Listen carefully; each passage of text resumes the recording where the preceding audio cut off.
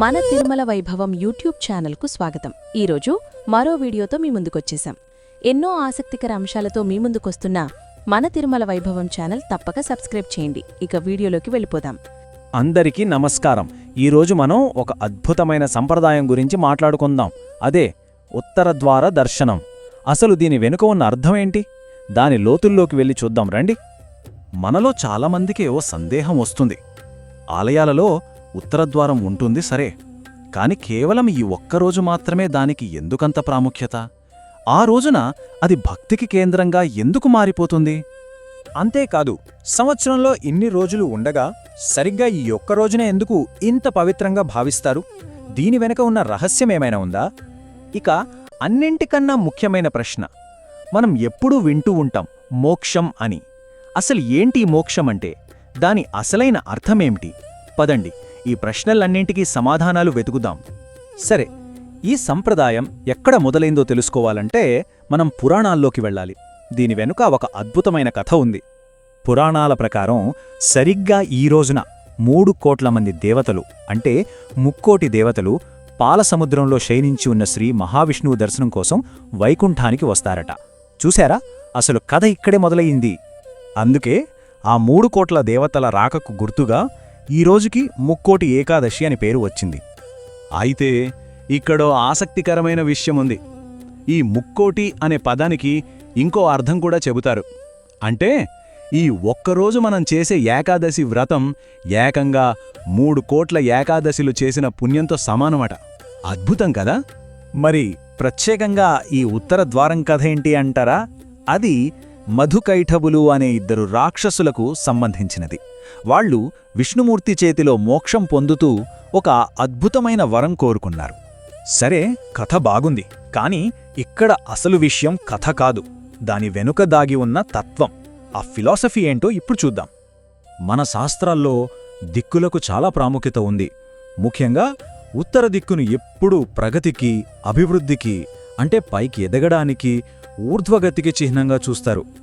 ఇప్పుడు చూడండి ఎంత అద్భుతంగా ఉందో. ఇదే తత్వం మన శరీరంలో కూడా ఉంది. మన దేహంలో అన్నిటికన్నా పైన, అంటే ఉత్తర భాగంలో ఏముంది? జ్ఞానానికి కేంద్రమైన మన మెదడు. అంటే బయట ఉన్న దిశకు మన లోపలి చైతన్యానికి ఉన్న సంబంధమనమాట. యోగశాస్త్రం ప్రకారం ఈ తలపై భాగాన్నే సహస్రార చక్రం అంటారు. ఇది ఒక 1000 రేకుల పద్మం లాంటిది. మన జ్ఞానం పరిపూర్ణమైనప్పుడు ఆ చక్రం వికసిస్తుందని చెబుతారు. ఈ విషయం తెలిసాక దర్శనమనేది కేవలం గుడికెళ్ళి దండం పెట్టుకోవడంలా అనిపించదు. అది మన లోపలికి మనం చేసే ఒక ప్రయాణంలా అనిపిస్తుంది. అంటే ఆ ఉత్తర ద్వారం గుండా మనం అడుగు పెడుతున్నామంటే దాని అసలైన అర్థం, స్వామీ, నాలో ఉన్న అజ్ఞానమనే చీకటిని పోగొట్టి జ్ఞానమనే వెలుగును ప్రసాదించు అని వేడుకోవటమే. కాబట్టి మనం గుడికి వెళ్ళినా ఇంట్లో ఉన్నా గుర్తుపెట్టుకోవలసిందిదే. దర్శనాన్ని ఓ తంతులా కాకుండా మనసులో భక్తి, జ్ఞానం వికసించాలని ప్రార్థించాలి. ఇంట్లో ఉన్నవాళ్లు హృదయంలోనే విష్ణుమూర్తిని ధ్యానించాలి.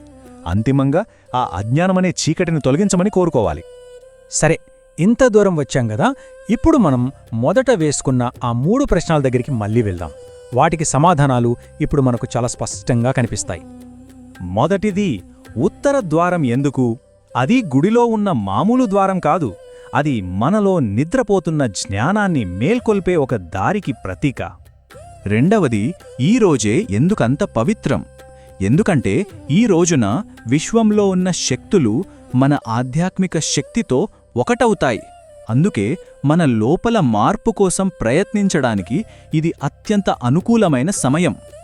ఇక చివరిగా, అసలైన మోక్షమంటే ఏంటి? అది మన మేధస్సు పూర్తిగా వికసించడం. ఆ జ్ఞానం ద్వారా శాశ్వతమైన శాంతిని పొంది ఆ పరమాత్మలో మనం ఐక్యమవ్వడమే నిజమైన మోక్షం. చూడండి, ఆలయం ఉత్తరద్వారం తెరుచుకుంది. అది మంచిదే. కాని మన మనస్సులో ఉన్న అజ్ఞానమనే ద్వారం తెరుచుకుందా? ఈ ప్రశ్న మనల్ని మనం వేసుకోవాలి. చూశారు కదా, ఒక మంచి వీడియో. ఇలాంటి మరిన్ని మంచి వీడియోల కోసం మన తిరుమల వైభవం ఛానల్ తప్పక సబ్స్క్రైబ్ చేయండి. మరియు ఈ వీడియో కూడా లైక్ మరియు షేర్ చేయండి. అన్నట్టు క్రింద డిస్క్రిప్షన్లో ఉన్న మన వాట్సాప్ ఛానల్ తప్పక ఫాలో అవ్వండి. అక్కడ మరిన్ని ఆసక్తికర విషయాలు తెలుసుకోవచ్చు.